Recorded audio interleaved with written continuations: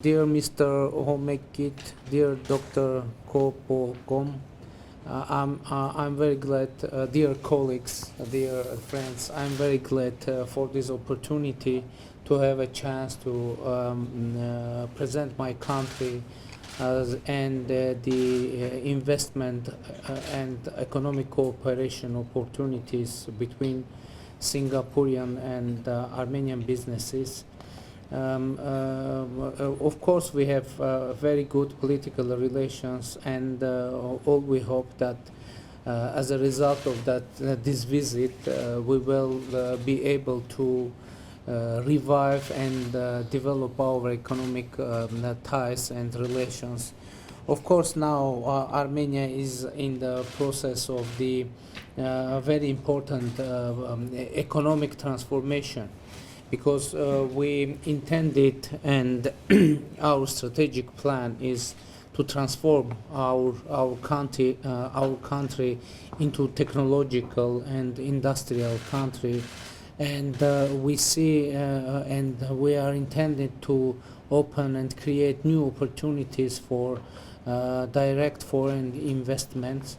And first of all, it is the process of creation a really level playing field for all economic players.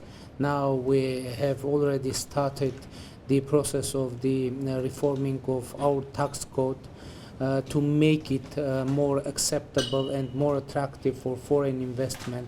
We introduced the flat income tax, and we are going to reduce the level of income tax until 20%, and it will happen within coming 3-4 years, and it is already written in our tax code.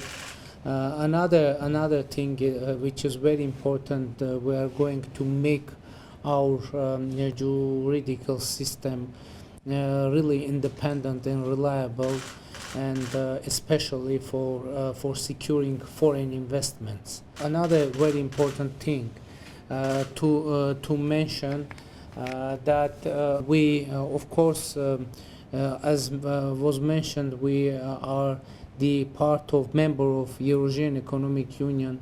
We have GSP and GSP Plus trade regime with European Union and Switzerland, United States, and several countries.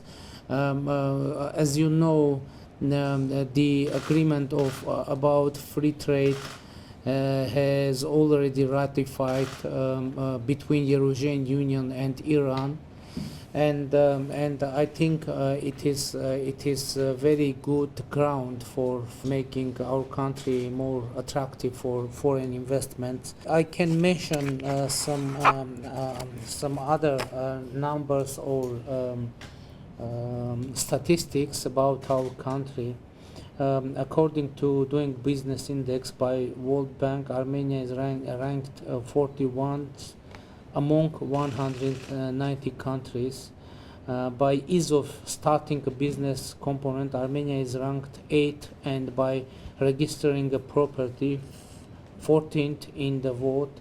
According to the Index of Economic Freedom, Armenia's economy is considered the 47th freest in the world. With its investment freedom component, Armenia is among top freest ones. And now I can assure you that we will have very tangible progress, and now we are in the huge process of making regulatory simplification in our legislation, and this process have actually started. The following important factors are notable for Armenia. We have very stable banking system compliant with international standard. As I mentioned in my last meetings, if you know, last year Armenia experienced a non-violent Velvet People's Revolution. Huge political changes happened in Armenia, but what is very significant, our banking system stayed very stable. There was no any instability in our financial market, even though a huge political changes happened, and I think it was connected also with the style of that changes, because there was no any violence, any casualties, etc. Everything was peacefully, and I think it shows the real opportunities for business in our country, and which is also very important. We have no any case of redistribution of property after these political changes, and it is very notable fact that can show our government real intentions and plans for support Armenian economy, and now we announced a new era now in our country, announcing our intention to bring economic revolution after political revolution. Our macroeconomic environment is stable, which is confirmed by a relatively low inflation rate and sustainable economic growth. The GDP growth in 2018 was more than 5%. In the first 3-4 months of 2018, 7.2%.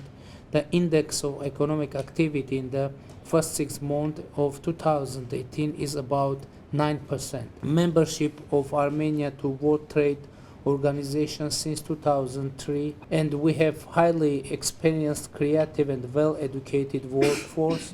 Various tax incentive schemes for investors are existing. 100% of property ownership for foreigners, except land, but the companies that are founded by foreigners can have land property in our country. Unrestricted access to any sector of geographic location within country, free and unlimited repatriation of property and profits, unlimited currency exchange on market rates, etc. And there is, I think, another very interesting fact, that IT sector in our country have grown 5 times within last 7 years, and I think it shows the potential on that. As far as the investigation potential and opportunities are concerned, I would like to mention first of all IT sector and technological sector, but I think there are some very significant opportunities in field of transportation and tourism. We are intended to found Armenian Airlines. Unfortunately, we have no. It's about national carrier, but there are some nuances about how to name it. But our intention is to have really competitive carrier, and we are intended, and so the experience of Singapore is very useful for us, and it is a model that we are thinking to have in our country as well. And I think our country can be very attractive in terms of ecotourism and gastrotourism, because nowadays my impression is that people all around the world, they are tired from luxury tourism, and they want to be more and more closer to nature, and Armenia has very very beautiful nature, and now this branch of tourism industry is growing in Armenia very rapidly. Last year we have 10% growth of tourists coming to Armenia. In absolute number, it isn't so huge, but we have continuous growth of number in this field as well. And I would like to mention we have quite good health system and health specialists, and the investment in the health sector also can be very interesting. And of course, now most famous brands of Armenians cognacs, brandies, and wines, and Armenian food also is very renowned in the European Union space. And in this field also, Singapore maybe can be a very convenient distribution ground for entering in the Asian market. And in this field also, I think there are many opportunities to invest.